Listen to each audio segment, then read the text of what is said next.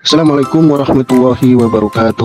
Halo teman-teman semua yang saya banggakan, serta Bapak dosen mata kuliah pengembangan media dan bahan ajar pendidikan agama Islam yang kami hormati. Izinkan perkenalkan dari kelompok kami, kelompok ke-12 yang beranggotakan pertama Ibu Sarah Khairun Nisa Muslimah, yang kedua ada saya sendiri Muhammad Hafidin, dan yang ketiga ada Muhammad Taqiyuddin. Pada tugas mata kuliah pengembangan media dan bahan ajar PAI kali ini, kami akan menyajikan sebuah video pembelajaran terkait materi tata cara berwudu yang benar. Untuk itu kami akan memulai dengan pembahasan yang pertama, yaitu terkait pengertian wudu. Apa sih wudu itu? Jadi wudu artinya bersuci dengan air. Kalau dengan yang lain berarti bukan wudu ya. Contohnya misalkan tayamum gitu. Kemudian wudhu merupakan salah satu syarat sah sholat. Dengan berwudhu kita menjadi suci. Wudhu bertujuan untuk menghilangkan hadas kecil. Dari pengertian tersebut, maka salah satu hal yang penting adalah air. Maka pembahasan berikutnya adalah macam-macam air untuk berwudhu. Yang pertama ada air embun, kemudian air hujan, air sungai, air sumur, air laut, air salju, dan air terjun. Selanjutnya ada syarat sah wudhu. Yang pertama yaitu beragama Islam, yang mana wudhu ini dilakukan oleh umat Islam. Yang kedua, dapat membedakan mana yang benar dan mana yang salah. Artinya orang tersebut waras dan tidak gila. Berikutnya yaitu menggunakan air sungai yang mensucikan. Artinya ada juga air yang suci tapi tidak mensucikan. Maka agar wudhunya sah harus menggunakan air yang suci dan mensucikan. Syarat berikutnya yaitu harus mengetahui tata cara wudhu yang benar.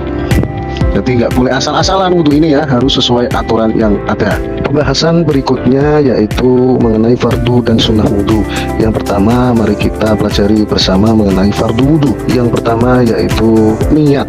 Dalam hal ini lafadznya sebagai berikut: nawaitul wudu'a li raf'il hadasil ashkhari fardhol lillahi ta'ala. Yang kedua yaitu membasuh muka.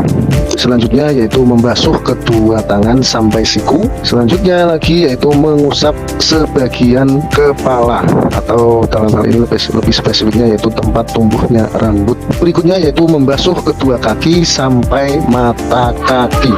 Yang terakhir yaitu berwudu secara tertib, artinya tidak boleh acak-acakan, harus urut. Selanjutnya ada kita pelajari juga bersama yaitu sunnahnya. Yang pertama yaitu membaca basmalah sambil cuci tangan. Yang kedua yaitu kumur-kumur. Yang ketiga yaitu membersihkan lubang hidung, lalu mengusap seluruh kepala, kemudian mengusap kedua telinga, dilanjut membasuh atau mengusap anggota badan 3 kali, dan mendahulukan anggota badan yang kanan. Demikian mengenai fardu dan sunnah wudhu. Untuk pembahasan berikutnya saya serahkan kepada Ibu Muslimah. Baik, selanjutnya yaitu adalah hal-hal yang membatalkan wudhu. Yang pertama, buang angin atau kentut. Yang kedua, buang air kecil dan buang air besar. Yang ketiga, menyentuh jalan keluar bagian depan atau kubul, dan jalan keluar bagian belakang atau dubur dengan menggunakan telapak tangan. Yang keempat, tidur berbaring, pingsan, mabuk serta gila. Dan yang kelima, bersentuhan kulit antara laki-laki dan perempuan yang bukan mahram. Ini menurut sebagian besar ulama. Jadi memang ada beberapa ulama yang mengatakan bahwa laki-laki dan perempuan yang bukan mahram ketika memiliki wudhu dan bersentuhan kulit tanpa sengaja dan tanpa adanya syahwat itu tidak membatalkan wudhu. Tapi apabila dengan sengaja dan adanya syahwat itu tetap membatalkan wudhu. Yang selanjutnya yaitu adalah tata cara wudhu. Yang pertama, mencuci kedua telapak tangan hingga pergelangan tangan disertai dengan membaca basmalah. Jika berwudhu di kamar mandi cukup diucapkan dalam hati saja, namun selainnya boleh dilafazkan. Yang kedua yaitu berkumur-kumur dilanjutkan dengan istinsyak, kemudian istinthar sebanyak 3 kali. Apa itu istinsyak dan istinthar? Istinsyak itu adalah menghirup air ke dalam hidung, sedangkan istinthar yaitu adalah mengeluarkan air dari dalam hidung. Yang selanjutnya, membasuh wajah dari batas tumbuh rambut hingga dagu dan dari telinga ke telinga sebanyak 3 kali dengan disertai niat. Jadi niatnya itu bukan di awal sebelum melakukan wudhu, namun bersamaan dengan membasuh wajah.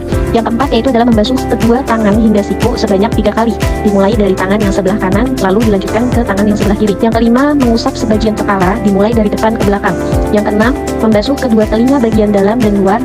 Dan yang ketujuh, membasuh kedua kaki hingga mata kaki sebanyak 3 kali, dimulai dari kaki yang sebelah kanan belakang lalu dilanjutkan ke kaki yang sebelah kiri. Dan yang kedelapan, membaca doa setelah wudhu. Nah, perlu diperhatikan bahwasanya kedelapan urutan tata cara wudhu yang sudah saya jelaskan di slide sebelumnya itu tidak boleh dibalik, karena kedelapan urutan ini termasuk syarat sahnya wudhu, yaitu berurutan atau tertib. Jadi kalau misalkan dibalik-balik atau tidak berurutan dan tertib, itu wudhunya menjadi tidak sah karena tidak memenuhi daripada syarat sahnya wudhu.